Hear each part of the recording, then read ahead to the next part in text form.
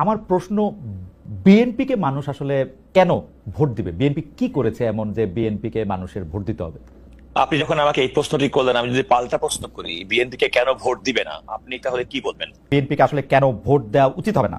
আমরা বিএনপির শাসনামল 2001 থেকে 2006 সাল যেটি দেখেছি, সেটি দেখেছি ঘুষ, দুর্নীতি, দুঃশাসন, অপশাসনের একটি মহোৎসব। দুর্নীতিতে চ্যাম্পিয়ন হতে দেখেছি আমরা বিএনপিকে।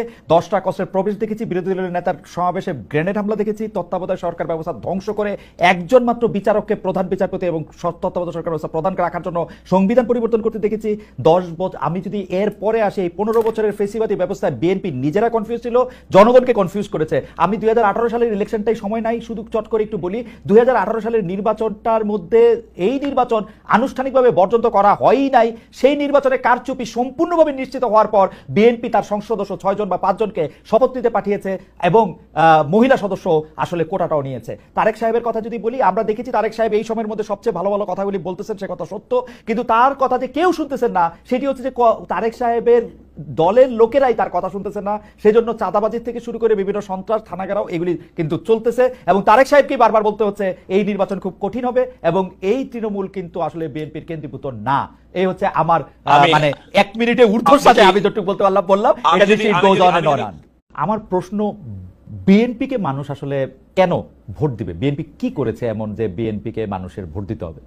আপনি যখন আমাকে এই প্রশ্নটি করলেন, আমি যদি পাল্টা প্রশ্ন করি, বিএনপিকে কেন ভোট দিবে না, আপনি তাহলে কি বলবেন? বিএনপিকে আসলে কেন ভোট দেওয়া উচিত হবে না? আমরা বিএনপির শাসনামল 2001 থেকে 2006 সাল যেটি দেখেছি, সেটি দেখেছি ঘুষ, দুর্নীতি, দুঃশাসন, অপশাসনের একটি মহোৎসব। দুর্নীতিতে চ্যাম্পিয়ন হতে দেখেছি আমরা বিএনপিকে।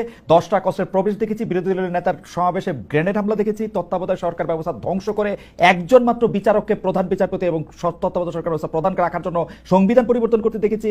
10 বছর, আমি যদি এর পরে আসি, এই 15 বছরের ফেসিবাদী ব্যবস্থায় বিএনপি নিজেরা কনফিউজ ছিল, জনগণকে কনফিউজ করেছে। আমি 2018 সালের ইলেকশনটাই সময় নাই, শুধু চট করে একটু বলি, 2018 সালের নির্বাচনটার মধ্যে এই নির্বাচন আনুষ্ঠানিকভাবে বর্জন করা হয়ই নাই।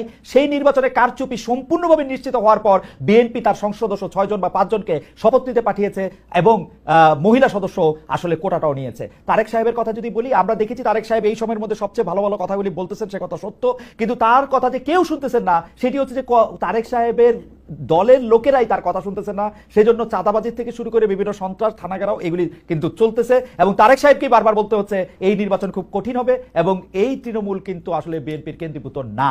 এই হচ্ছে আমার মানে 1 মিনিটে ঊর্ধ্বর সাথে আমি যতটুকু বলতে বললাম। এটা যদি